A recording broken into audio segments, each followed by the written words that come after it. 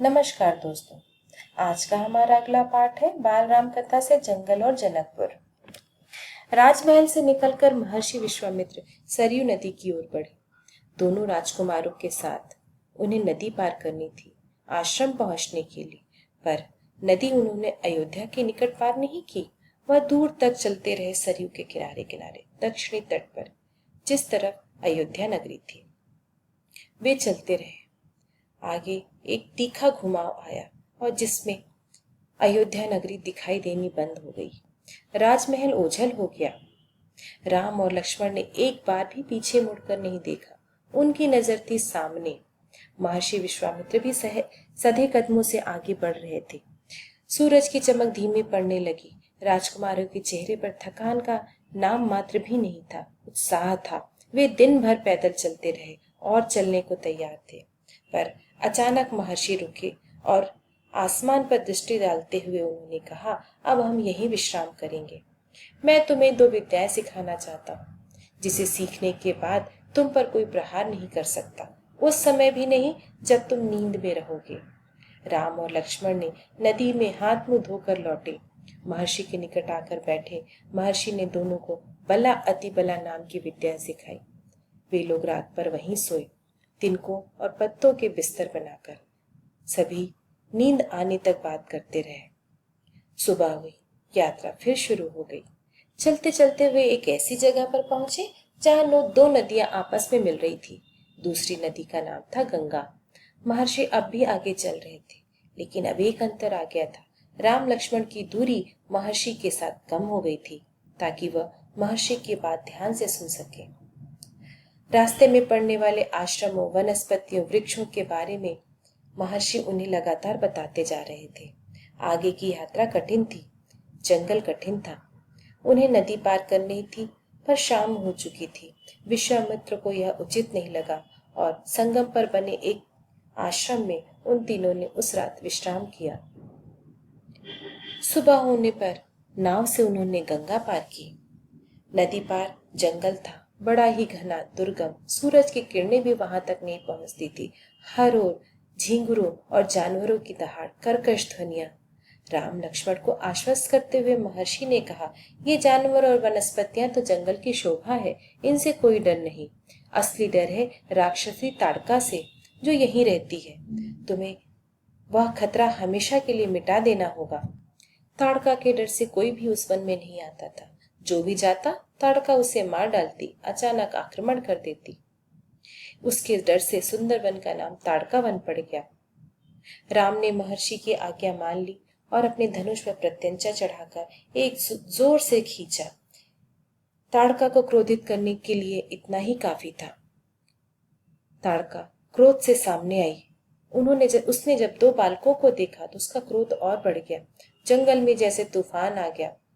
ताड़का दोनों बालकों पर पेड़ पत्थरों से वार करने लगी। राम और लक्ष्मण ने भी इसका जवाब दिया। दोनों ने बाण चलाए। ताड़का अब बाणों से घिर गई। एक राम का एक बाण ताड़का के हृदय पे जाकर लगा और ताड़का की तत्काल मृत्यु हो गई। महर्षि विश्वामित्र ये देखकर बहुत ही प्रसन्न हुए और उन्होंने राम और लक्ष्मण को 100 प्रकार के अस्त्र शस्त्र दिए और उनकी प्रयोग विधि भी सिखाई। ताड़का के मरते ही जंगल बदला हुआ नजर आने लगा, क्योंकि अब उसमें ताड़का की मायावी शक्ति नहीं थी। भयानक आवाजें गायब हो गई। पत्तों की सरसराहट की संगीत सुनाई देने लगी। चिड़ियों की चहचहाहट सुनाई देने लगी। शांति थी, तस्वीर बदल गई थी। यहाँ से महर्षि का आश्रम बहुत दूर नहीं था, लेकिन तब तक रात हो चली थी। महर्षि ने निर्णय लिया कि दूसरे दिन वह यहाँ से जाएंगे। ताड़का मर चुकी थी, कोई भय नहीं था, इसलिए उन तीनों ने रात वहीं ताड़का वन में बिताई। महर्षि का अंतिम पड़ाव था सिद्ध आश्रम। महर्षि का आश्रम रास्ता छोटा भी था। प्राकृतिक सौंदर्य का आनंद लेते हुए तीनों जल्द ही आश्रम पहुंच गए। आश्रम वासियों ने उनकी आगवानी की, उनका अभिनंदन किया। उनकी खुशियां बढ़ गई विश्वामित्र के लौटने से, राम लक्ष्मण के आने से। विश्वामित्र यज्ञ की तैयारियों में लग गए। अनुष्ठान प्रारंभ हुआ। आश्रम की रक्षा की सारी जिम्मेदारी राम लक्ष्मण को सौंप कर महर्षि आश्वस्त हो गए। अनुष्ठान अपने अंतिम चरण में था, पूरा होने वाला था। राम लक्ष्मण भी पूरी ईमानदारी के साथ अनुष्ठान की सुरक्षा के लिए तैयार थे। पीठ पर तुड़ी, कमर पर तलवार, हाथ में धनुष, प्रत्यंचा चढ़ी हुई, हर स्थिति से लड़ने के लिए तैयार। 5 दिन तक सब कुछ ठीक चलता रहा, निर्विघ्न, शांति से। उन्होंने छोटे मोटे राक्षसों को भगा दिया।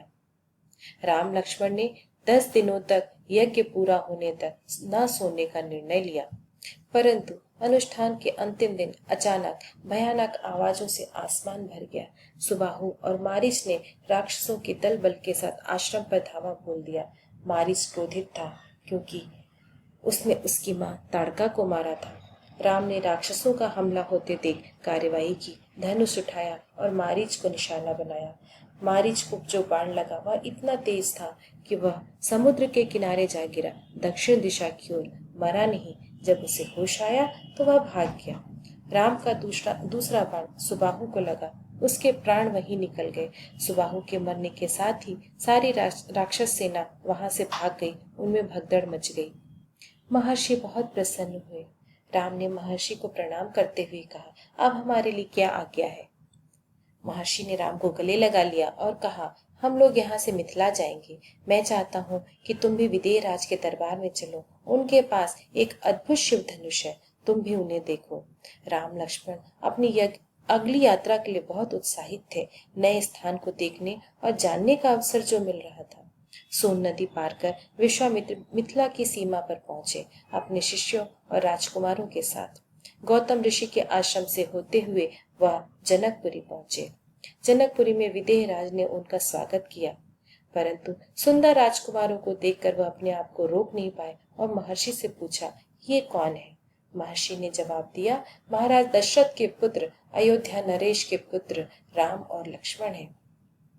ये आपके अद्भुत शिव धनुष को देखने के लिए आए हैं। महाराज विदेह ने उनको एक सुंदर उद्यान में रुकवाया। अगले दिन सभी लोग आमंत्रित थे। ऋषि मुनि और राजकुमार यज्ञशाला में उपस्थित हुए। वहां महर्षि ने फिर धनुष का उल्लेख किया। महाराज जनक ने अपने अनुचरों को आज्ञा दी, शिव धनुष को यज्ञशाला में लाया जाए। शिव धनुष वास्तव में विशाल था, लोहे की पेटी में रखा हुआ था। पेटी में पहिए लगे हुए थे, 8 पहिए। उसे उठाना संभव नहीं था। पहियों के सहारे बड़ी मुश्किल से अनुचर उसे खींचते हुए यज्ञशाला में लाए।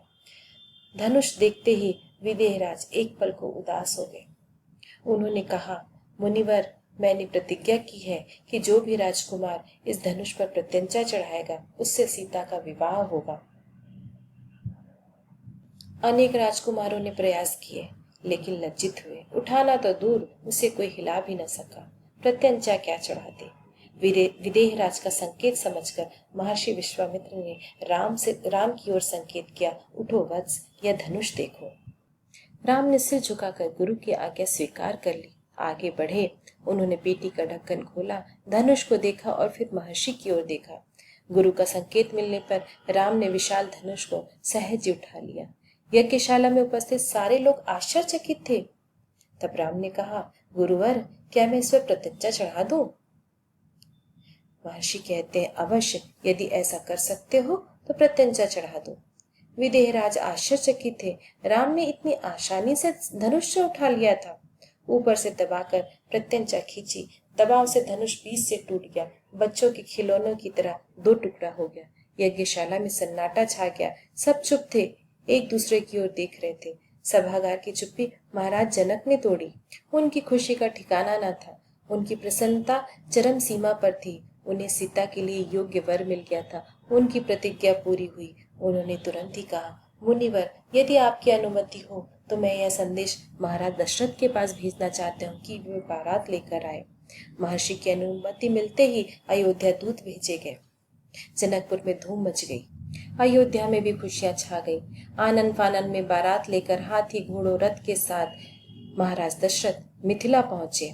जनकपुरी जगमगा रही थी। हर मार्ग पर तोरण द्वार, जगह जगह फूलों की खुशबू, घर घर में प्रवेश द्वार, मंगल गीत, मुख्य सड़क पर लोगों की भीड़।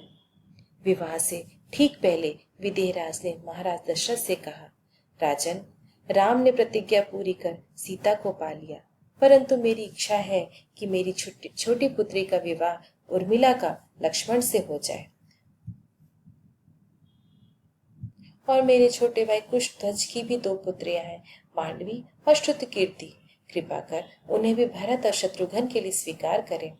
राजा दशरथ ने यह प्रस्ताव तत्काल स्वीकार लिए। उनके लिए इससे अच्छा क्या हो सकता था कि इनके चारों पुत्रों के लिए बहुएं मिल गई थी। विवाह के बाद बारात कुछ दिनों तक जनकपुरी में रुकी।